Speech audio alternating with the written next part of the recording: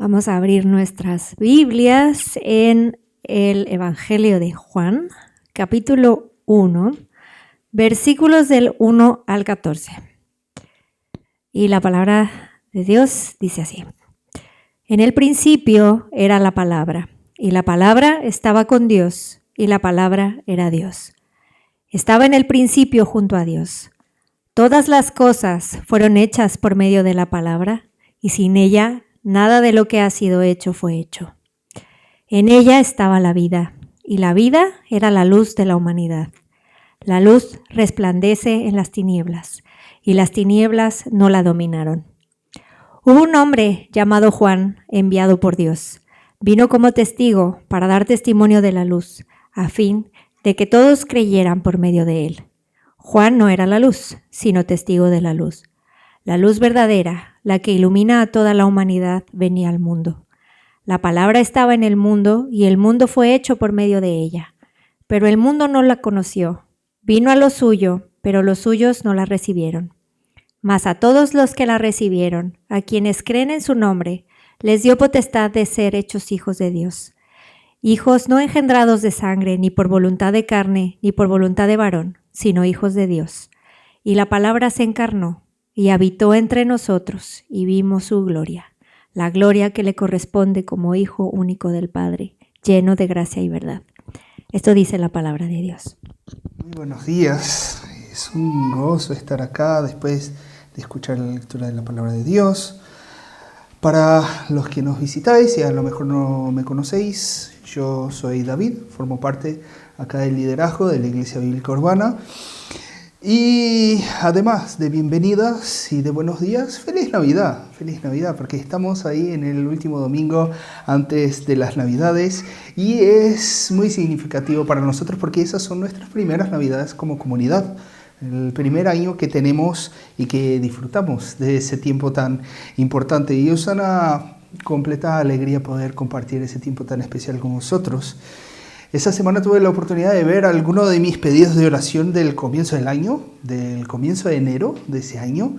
Y en enero de ese año estaba todo tan distinto de lo que es ahora, que los pedidos reflejaban mi completa ignorancia de lo que Dios iba a hacer ese año y de las cosas que me iba a enfrentar también. Pero al ver ahora lo que Dios ha hecho, lo que tengo es el corazón lleno de gratitud por tantas personas que a lo mejor siquiera conocía al comienzo de ese año, pero que ahora forman parte de mi vida. Por eso estamos felices. Y ese domingo llegamos a lo que es el punto alto del Adviento, ¿sí? Por supuesto no es Navidad todavía, por supuesto espero que en el día de Navidad, en la noche de Navidad, en Nochebuena, que celebréis esa noche recordándoos de todo lo que hemos hablado en ese tiempo, que es lo que la Biblia dice, viendo la increíble gracia de Dios, haciendo cosas que van más allá de nuestra comprensión, nos retan y nos hacen caer mismo en dilemas. Y hoy vamos a ver el relato de lo que es la llegada de Cristo en sí, el relato que ha leído Mari para nosotros, ¿sí? Y es uno de mis textos favoritos de toda la Escritura. Es un texto hermoso y maravilloso. Y esa llegada de Cristo es algo maravilloso en muchos sentidos, pero el apóstol Juan nos enseña ese evento desde términos que son más profundos, que nos imponen un dilema de la misma monta. Va a ser un dilema un poco más profundo, menos concreto a lo mejor. Y es en eso que nos vamos a centrar hoy. Pero antes, como siempre vamos a pedirle a ese Dios que se encarnó, como hemos leído, ese Dios que se hizo como uno de nosotros, para que nos ayude a entender un poquito mejor las profundidades de las cosas tan complejas que ha revelado sobre su propia llegada, las profundidades de ese misterio de la gracia de un Dios infinito, bajando a buscar a gente como nosotros, gente que jamás podría subir a alcanzarlo. Y por eso le vamos a pedir su ayuda, como ya nos ha ayudado en todo, que nos ayude también a entender ese texto. Entonces, baja tu frente, vamos a tener un momento de oración. Padre, muchas gracias por tu amor. Gracias porque nos revelas quién tú eres. Mismo siendo un Dios tan infinitamente glorioso, santo, bello, nos revelas quién tú eres a través de ese bebé que nos recordamos en ese domingo, de tu Hijo, la palabra hecha carne.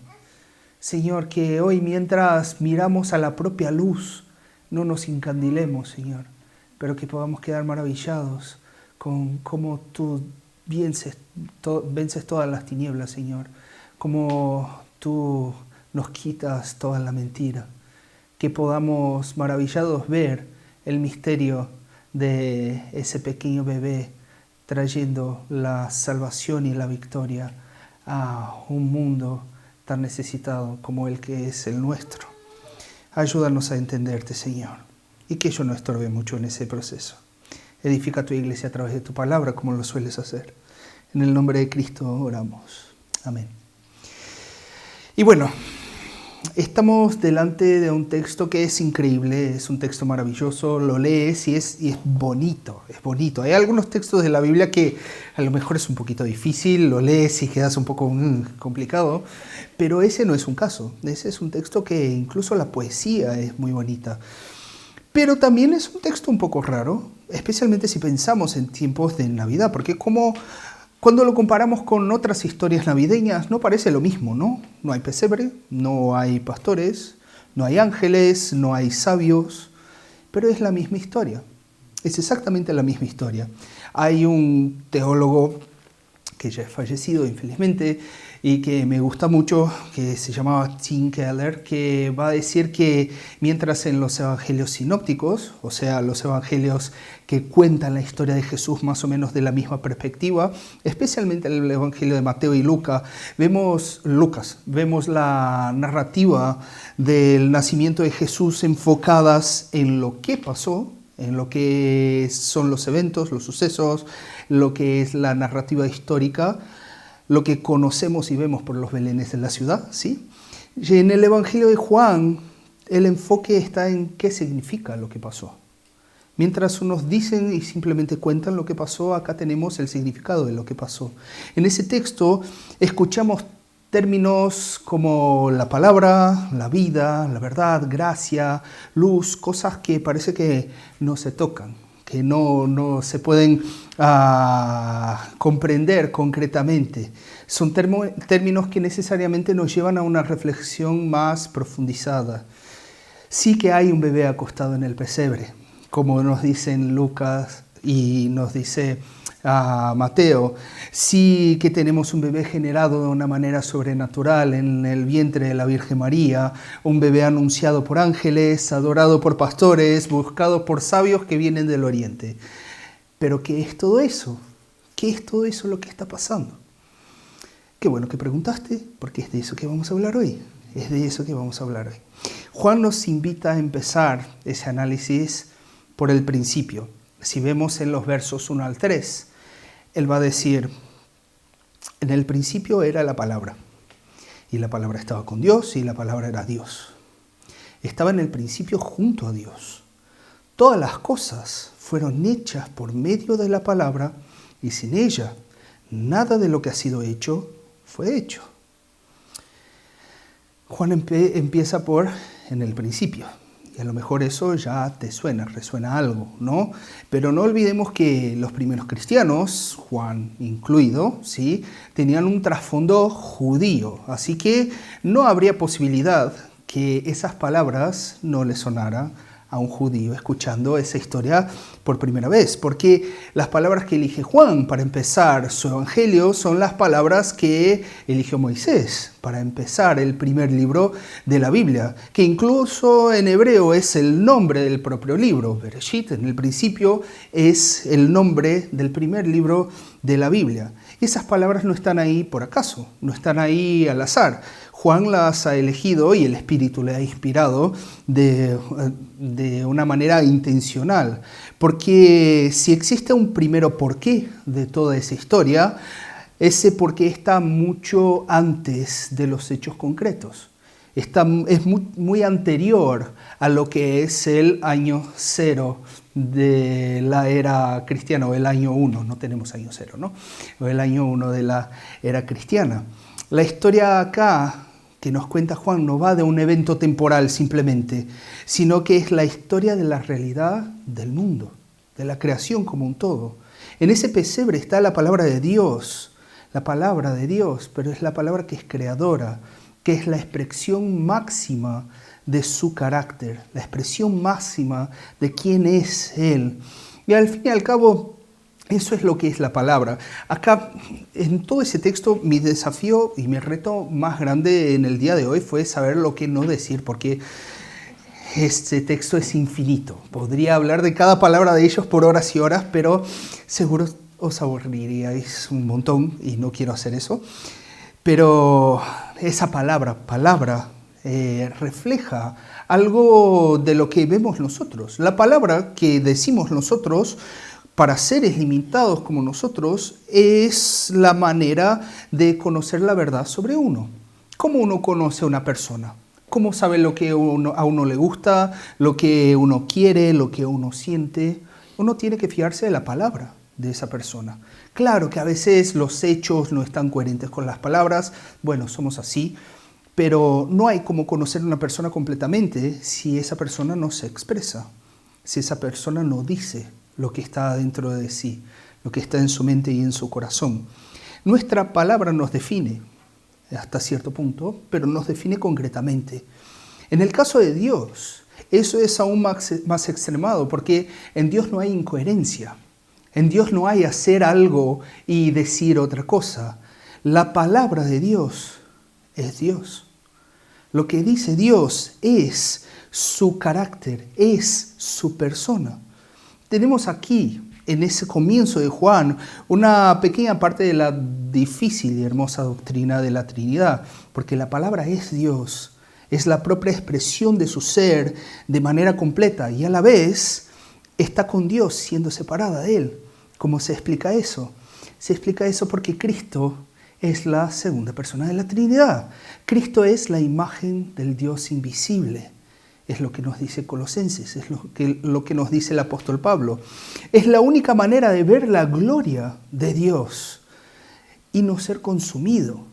Si uno lee el Antiguo Testamento, Dios es todo menos accesible. Dios es todo menos alguien a quien te puedes acercar, quitando a lo mejor el evento del Edén, de la historia de Adán y Eva, pero Dios era alguien que cuando se expresaba de manera completa, le daba miedo y consumía a las personas.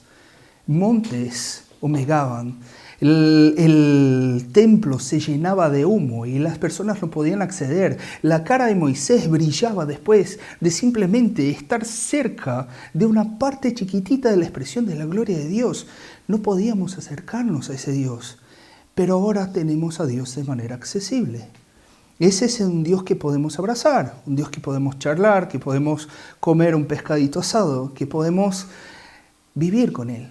Podemos disfrutar con Él. Él es Emmanuel, que es la palabra hebrea que significa Dios con nosotros. Es el Dios infinito, inalcanzable, en santidad y pureza, bajando a nuestro nivel.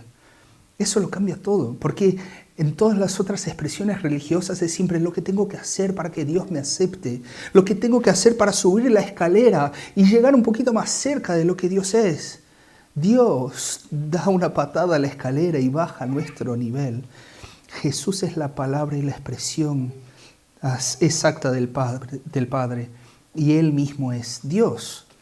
Y esa palabra de Dios vino a hacer lo que la palabra de Dios hace, lo que la palabra de Dios hizo desde el comienzo de todo. El texto es casi pleonástico, casi que se repite para dejar claro de que todo lo que se ha hecho a través de Él. ¿Y qué habría sin Él? ¿Qué habría sin Él? Nada. Habría sin forma y vacío, como lo que había en el comienzo. La palabra de Dios es lo que hace que la realidad sea posible, que el mundo pueda existir. La realidad hecha nueva. El poder creador de Dios, su palabra, que es su acción. La expresión exacta de la voluntad en la realidad concreta, ahora, entre nosotros. ¿Y qué anuncia todo eso? ¿Qué anuncia esa palabra de Dios ahora entre nosotros? Anuncia lo que anunció la palabra de Dios en el comienzo. Una creación, pero una nueva creación. Si teníamos una creación que la destrozamos a través de nuestras elecciones, a través de nuestra testarudez, de nuestro pecado impertinente y que sigue y sigue acompañándonos, Dios viene a hacer todo nuevo. Dios viene a quitar y usar el mismo poder de su palabra del principio para dar vida y para hacer todo nuevo. Y eso es lo que vemos a partir del verso 4. Fíjese, en ella estaba la vida, y la vida era la luz de la humanidad, y la luz resplandece en las tinieblas, y las tinieblas no la dominaron. Aquí tenemos la primera mención a lo que va a ser nuestro punto principal esa mañana. La vida que está en Cristo es la luz de la humanidad. La luz de la humanidad. Y la luz vino a resplandecer en tinieblas. Y aquí empezaremos a hablar un poquito sobre ese dilema del Adviento que tenemos hoy. Es un dilema que a lo mejor la gente no piensa mucho. Seguramente has pensado lo opuesto de ese dilema. Seguramente a lo mejor ya has escuchado o a lo mejor has dicho que te cuesta creer en Dios porque ese mundo es muy oscuro. Porque ese mundo es lleno de tinieblas, es lleno de maldad. Hay violencia, hay guerra, hay injusticia, hay enfermedades, hay desastres. Hay un montón de cosas malas en ese mundo. Es curioso, yo trabajo como ingeniero en una empresa que hace muchos servicios para la industria naval y un compañero mío que es ingeniero naval me dijo que cuando uno construye un barco, uno lleva en consideración los efectos de la naturaleza, los efectos de lo que suele pasar. Pero, si ocurre algo, algún evento catastrófico que es único y exclusivo o que pasa cada 100 años, que uno no podía predecir que pasaría por él, el nombre oficial que se da a eso es un acto de Dios. Un acto de Dios. Y eso es como se llama en ingeniería naval. Un acto de Dios es un acto destructivo, impredecible. Bueno, si hay tanta maldad en el mundo, si hay tantos actos malos que muchas veces se les otorga directamente a Dios, ¿cómo podría ese Dios ser el Dios que creen los cristianos? ¿Cómo podría ese ser el Dios todo bondadoso y todopoderoso? Y que el mundo aún así sea inmerso en tinieblas.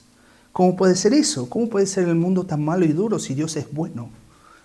Bueno, mejor entonces pensar que es todo al azar, que es todo aleatorio, que somos mutaciones aleatorias, que sobrevive el más apto y ya está, adelante. Quitemos a Dios de delante de nosotros.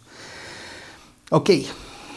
No digo que ese sea un problema sencillo. A lo mejor filosóficamente no es tan complicado, pero cuando uno vive la maldad del mundo, de hecho es difícil. Es difícil entender y vivir y sentir la maldad cuando es uno que está sufriendo.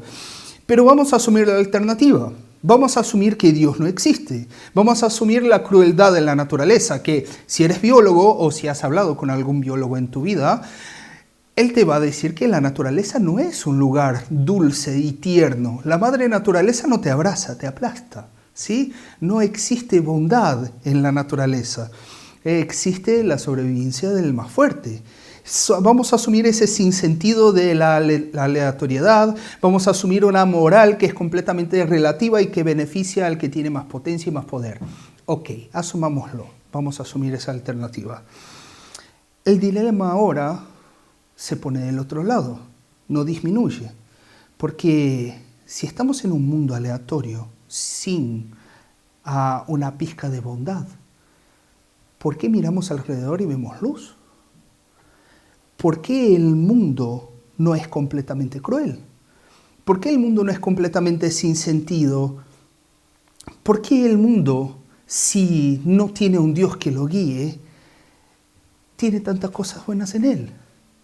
¿Por qué hay tanta luz? ¿Por qué es bonito ver un amanecer o atardecer?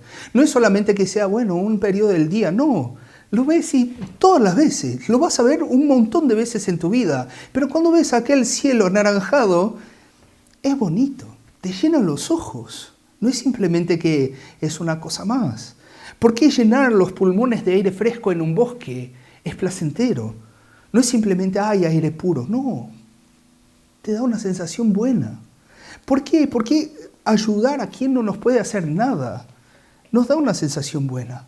Ayudar a alguien que no puede retribuirte. Ayudar a alguien que no puede darte nada como un bien de vuelta.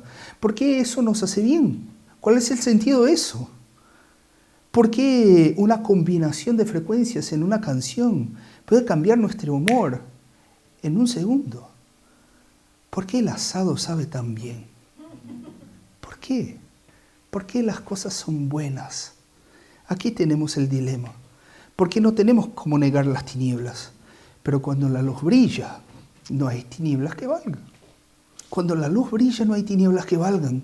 Y tenemos ejemplos a raudales en la historia de gente que sinceramente tendría todas las cartas para ser miserable, para ser amargado, para ser desgraciado en esa vida, pero que es feliz. Puedes leer y ver gente que pasó por campos de concentración en el Holocausto.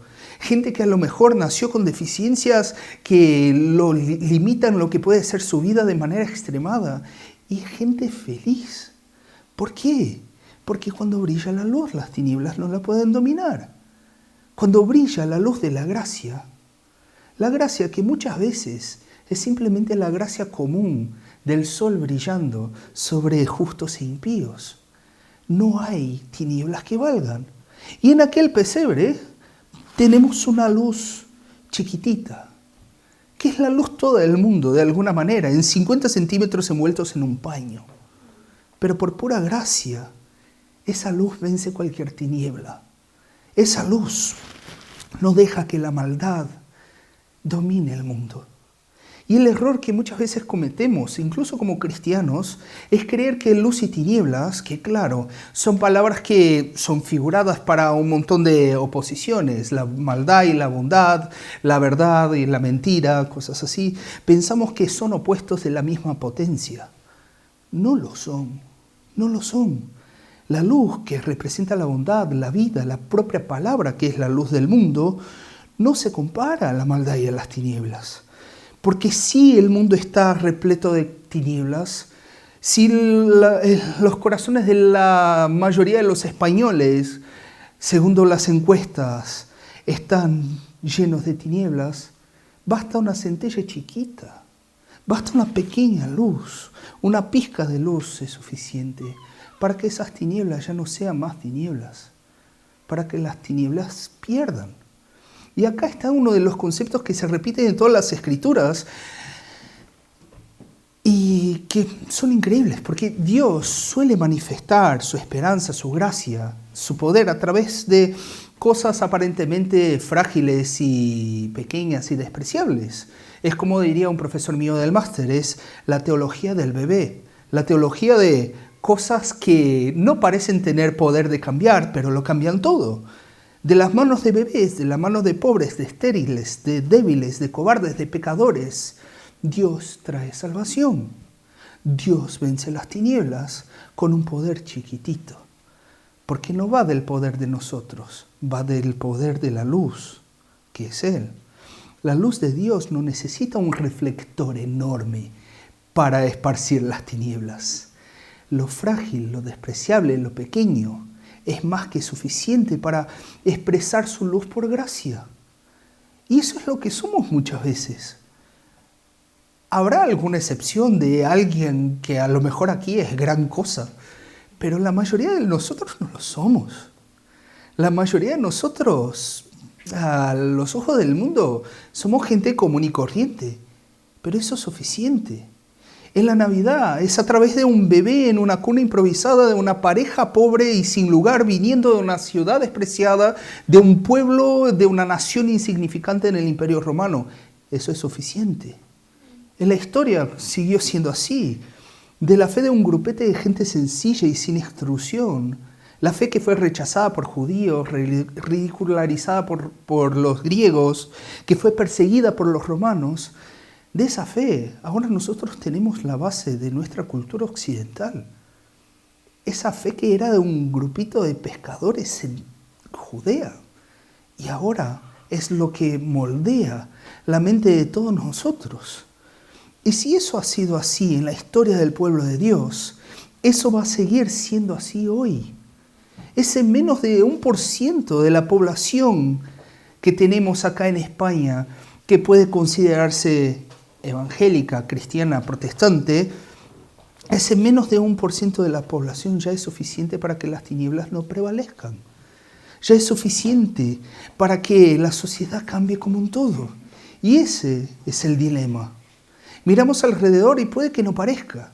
Puede que ese mundo sea muy, pero muy secular. Estamos en una Europa secularizada. Estamos en una Europa en que muchas veces la religión es ridicularizada, es algo anticuado, en que las libertades y las opiniones individuales se imponen y callan a la realidad. Y parece que eso no va a cambiar nunca. Mas no. Las tinieblas no dominaron la luz y jamás lo harán. Por eso nosotros, como una lucecita chiquitita, reflejando la luz del mundo, la luz que vino al mundo en Cristo, seguimos venciendo las tinieblas. Pero el texto sigue, en el verso 6. El texto dice así: un hombre llamado Juan, enviado por Dios, o hubo un hombre llamado Juan enviado por Dios. Vino como testigo para dar testimonio de la luz, a fin de que todos creyeran por medio de él. Juan no era la luz, sino testigo de la luz. La luz verdadera, la luz que ilumina a toda la humanidad, venía al mundo. La palabra estaba en el mundo, y el mundo fue hecho por medio de ella, pero el mundo no la conoció. Vino a lo suyo, pero los suyos no la recibieron. En esa partecita tenemos un apartado de Juan, hablando de Juan. Juan aparece de la nada, Juan el Bautista, ¿no? Recordándonos que esa historia no son un montón de conceptos etéreos que no se pueden tocar y que no tienen nada que ver con la realidad. No, estamos hablando de la misma historia que cuenta Mateo, Marcos y Lucas. Es el mismo Juan el Bautista, son los mismos hechos, es el mismo Belén, las mismas Navidades. Es exactamente la misma historia. Todas esas palabras profundas son el porqué de un hecho histórico concreto, un hecho del cual todos los evangelios muestran que Juan el Bautista fue parte.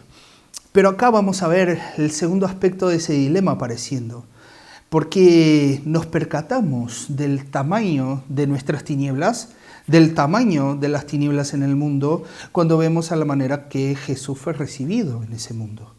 Jesús es la luz verdadera que ilumina a toda la humanidad.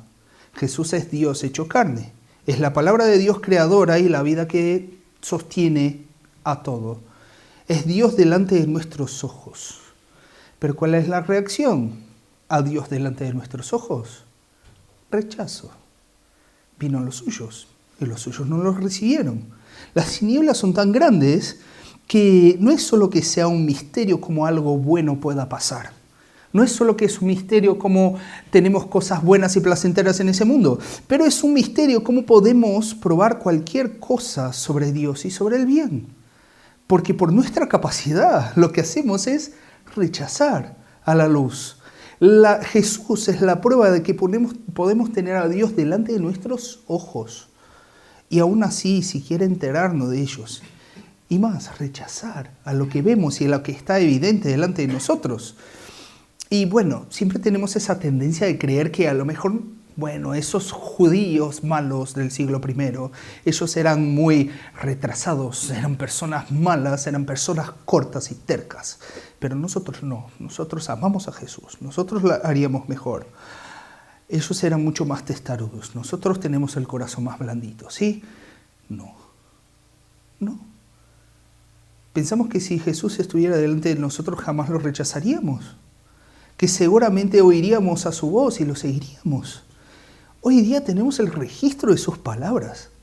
Hoy día tenemos el registro de lo principal que Jesús hizo y de lo que dijo. Tenemos el registro de cómo sus apóstoles explicaron y vivieron y aplicaron esas palabras. Todo eso inspirado por el Espíritu de Cristo Jesús en cada una de esas letras.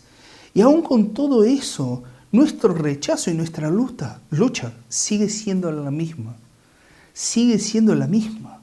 Nos resistimos a creer que la vida es hacer lo que Él dice. Nos resistimos a creer que Él es la luz que da vida a nosotros, que Él sabe mejor que nosotros cómo vivir, que Él sabe mejor que nosotros lo que nos va a hacer plenos, lo que nos va a hacer felices y completos. Seguimos dejando a un segundo plano el que es la verdad, la vida, la luz, y elegimos nuestras tinieblas y nuestra muerte todos los días. Todos los días. Buscamos vida en donde no la hay. La vida viene delante de nosotros y decimos, no, quiero otra cosa. Creemos que vivir de verdad es hacer lo que nos da la gana. Creemos que vivir de verdad es hacer lo que sale de nuestro corazón, es descubrir lo que para nosotros es nuestra verdad, es ser auténticos con nosotros mismos, es ser nuestra propia ley y regla. Eso no es nada más que nuestras tinieblas delante de nuestros ojos. Porque ¿cómo nos va ese proyecto? ¿Cómo nos va ese proyecto de vivir conforme nos da la gana? Tenemos generaciones, ya más de una, que nunca han sido tan libres en la historia como para hacer lo que les dé la gana. Podemos ser lo que queremos, podemos decir lo que queremos, podemos ir de donde queremos. ¿Y cuál es el resultado de eso? ¿Somos felices, plenos y completos? No.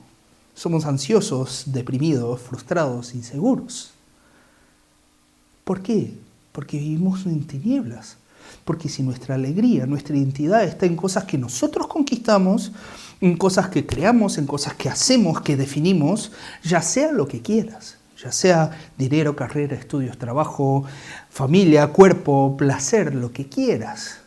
Si ponemos nuestra esperanza en cualquiera de esas cosas, en el momento que eso se nos quita, que se amenaza esa cosa, no es que perdemos algo bueno y qué lástima perdimos algo bueno. No, es que lo perdemos todo. Es que estamos envueltos en tinieblas y no sabemos para dónde ir y qué hacer. La luz no es necesaria solamente para traer bondad concretamente a ese mundo, sino que también es necesaria para que podamos probar de esa bondad que está delante de nuestros ojos y la rechazamos. Nuestra torpeza es tan grande que teniendo el bien y la vida delante de nosotros, elegimos lo contrario. Elegimos tinieblas y muerte. Mas entonces, ¿cuál es la solución? Si la luz viene a nosotros y la rechazamos, ¿cuál es la solución?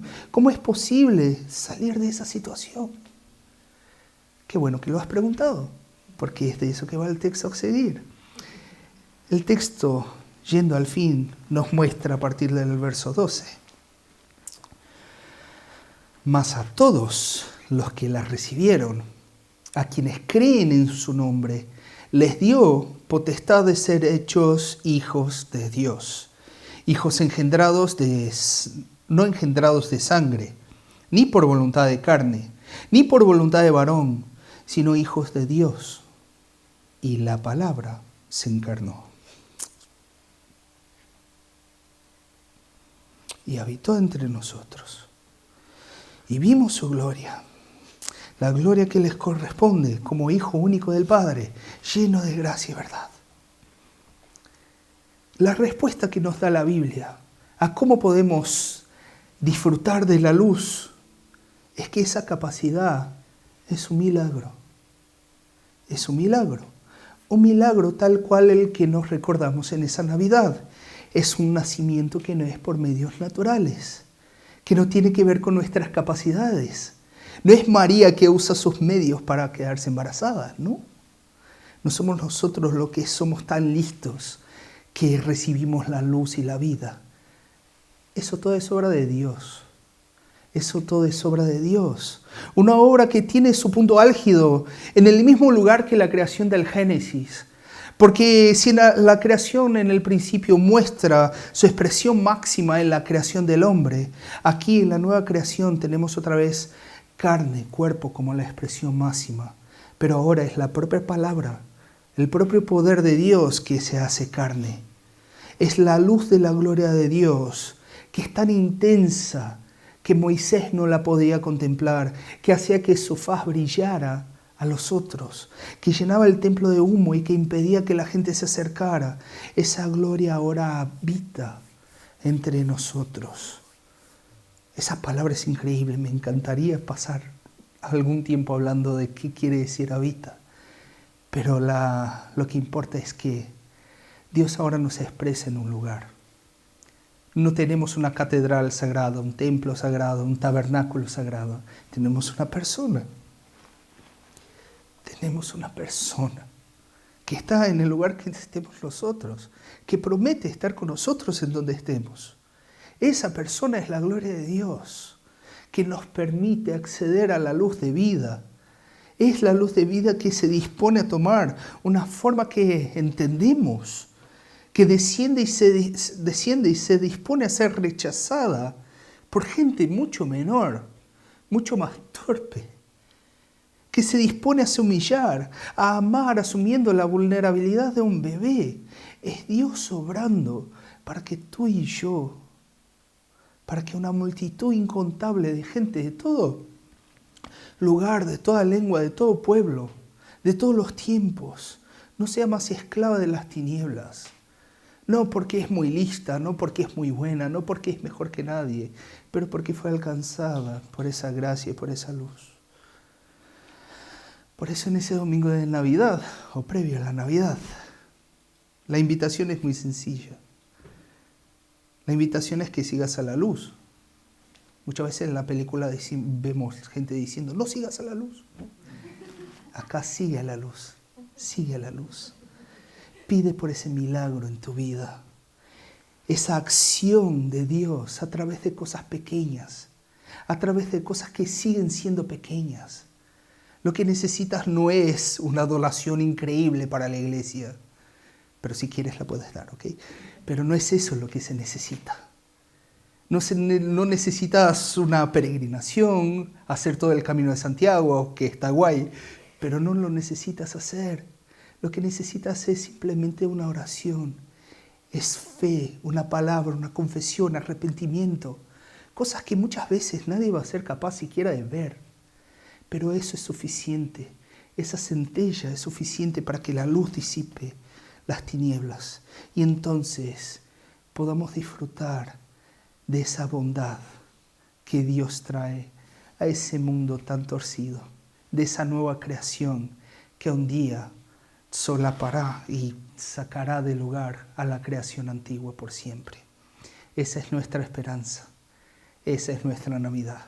Y eso proclamamos.